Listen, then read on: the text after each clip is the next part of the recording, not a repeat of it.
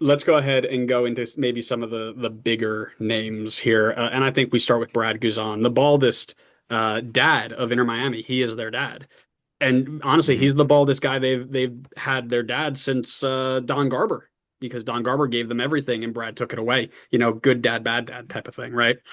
Yeah. At the ripe young age of 41, he has decided to call it quits on a career that took him all over the world, starting at USC, go Gamecocks, before being drafted by Chivas USA. That's right, Chivas USA, and then getting a move to England, which saw him at Aston Villa, Hull City, and friend of the pod, Middlesbrough United. Is that right? Is it a United club? Yeah, I think it is. Before joining Atlanta in the second half of their inaugural season in 2017. An MLS Cup, a Campeones Cup, a U.S. Open Cup, and copious U.S. men's national team appearances and trophies later, he finally says he's done. The question for you: what will Brad Guzan be best remembered for? Messi, Suarez, and friends shoving him into a goal, or Messi scoring that goal in Copa America in 2016 directly over his head? I'm just kidding. I'm just kidding. I'm just kidding. I wanted to give you some time to sound I'm off gonna go as an none of the above. why don't you sound off as an Atlanta United fan on what he's meant to you and their club? Yeah, I mean, listen, it's very obvious. Brad Guzan is a very clear Atlanta United Mount Rushmore player. He is top four probably in our history. He has done so much for this team.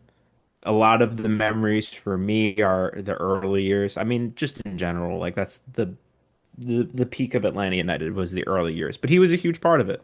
Like he was a very solid goalkeeper for us, especially when he first came over. He was actually like very good for us. And from that point on, seasons were kind of up and down, up and down. He was a bit inconsistent, but a lot of really good memories. He won us the cup. That was obviously huge. That's probably the biggest memory I'll have of him is like his help in winning us the cup.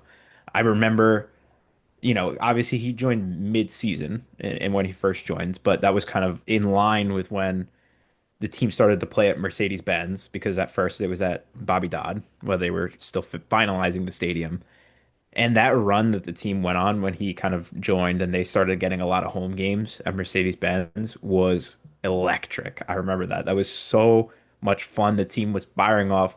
It was any team that was coming in to play against them while they were there, it was a nightmare situation for them.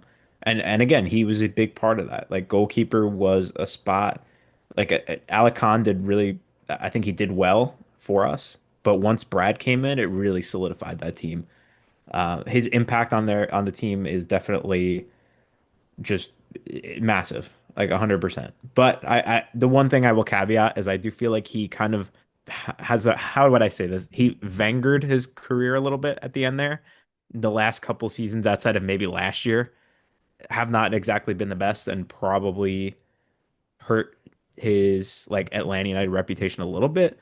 But again, not to say that it hurt it at all, like in terms of the grand scope of things, but recency bias might leave maybe a little bit of a more unfavorable view for him, but his legacy and his impact for this team cannot be undermined.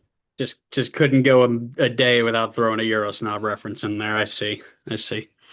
Um, the one thing I wanted to bring up too was the idea that outside of him being a great goalkeeper and doing a lot for not only Atlanta but the U.S. men's national team, Atlanta is also losing a really good dude.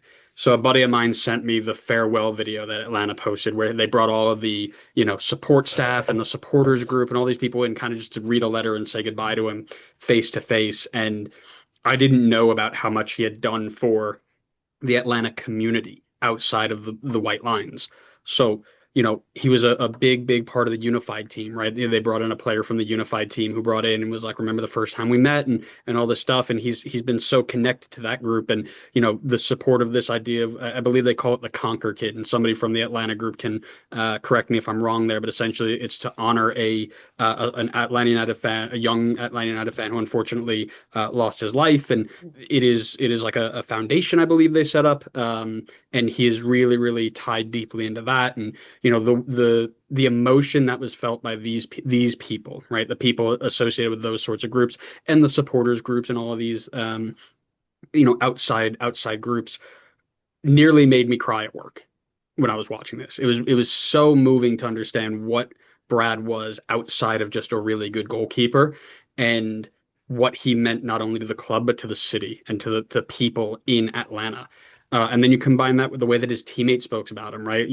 They got a video with Tim Howard and Parkey and Sasha Question, all these people going and wishing him well, and not a single person, teammate or otherwise, had a bad word to say about him. And that is how you know that his absence is going to be felt massively when he doesn't lace him up next year, because you'll be able to replace his production. You just mentioned it, right? His kind of fell off here at the end. He had a good year last year, but kind of on the lower end towards the end of his career, as one does. But what you're not going to be able to replace in any meaningful amount of time is the sort of impact that he had, right, on his teammates and on his players and on the locker room, and that's going to be huge. And I'm very interested to see how they figure out who's going to step in and fix that, really. Well, I mean, you hope at least that they at least give him the offer to do something still around the club, right? Like it doesn't necessarily need to be like an assistant coaching role, but you find something for him and you give him the offer. Like maybe he doesn't take it, sure, but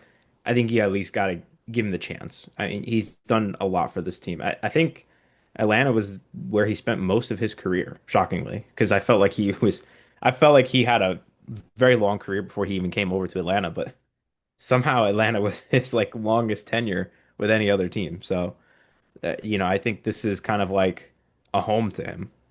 No, 100%. I think the thing that I'm always going to remember is he always stepped up when I needed him not to, right? Anytime Red Bull were trying to get into the playoffs or jump seeds or move on to the playoffs, he's like, "Oh yeah, I'll break out 40 saves." Like, he did the same thing to Miami, right? Like, always stepped up in big moments. It'll be really interesting. I said the same thing. I go, man, I hope they give him a role, not even on the coaching staff or in the front office, but man, I hope they give him a role in like if he's gonna be front office, be like a community connections guy, or like give him a role as the a part of the unified group. Right. It seems like that was such a good space for him to be in, and I'd love to see him continue that, because at the end of the day, that's what the game's about, right? The 90 minutes that you play every week, that's one thing, but the impact that it has outside of those 90 minutes is what we all play the game for. So I really do hope he gets to be a part of that as we move forward. But let us know your thoughts down in the comments below on Brad Guzan and his impact in Atlanta and what you think about it.